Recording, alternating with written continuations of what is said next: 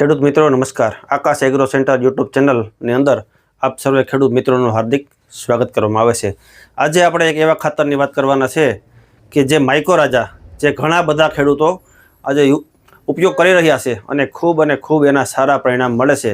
તો માઇકોરાજાની કામ કરવાની પદ્ધતિની આજે આપણે વાત કરશું અને કઈ રીતે આપવાનું। તો માઇકોરાજા છે તે એકડની અંદર 4 કિલો આપવાનું હોય। કોઈ પણ સ્ટાન્ડર્ડ કંપનીનું માઇકોરાજા લઈ શકાય।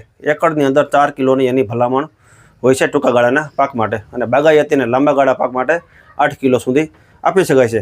માઇકોરાજા છે તે જમીનની અંદર પડેલો અલભ્ય સ્વરૂપની અંદર જે ખોરાક એટલે ખાતર જે પડેલું છે તે લભ્ય કરી અને છોડ સુધી પહોંચાડવાનું કામ કરે છે, અને તેના મૂળ મતલબ એટલો વિકાસ કરે છે કે તેનું મૂળ છે એ તાતણા સ્વરૂપે 1 મીટર સુધી લંબાઈ, અને એ 1 મીટર સુધી જે ખોરાક પડેલો હોય તે ખોરાક લભ્ય કરી અને છોડ સુધી પહોંચાડવાનું કામ છે તે માઇકોરાજા આ કામ કરતું હોય છે। એટલે માઇકોરાજા જમીનની અંદર આપવું અતિ આવશ્યક અને અતિ જરૂરી છે।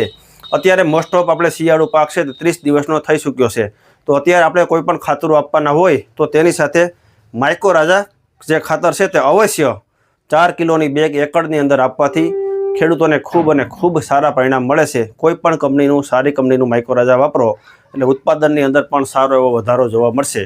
બસ અમારો વિડીયો ગમ્યો હોય તો અમારી ચેનલને લાઇક, શેર અને સબસ્ક્રાઈબ કરો। જય જવાન, જય કિસાન।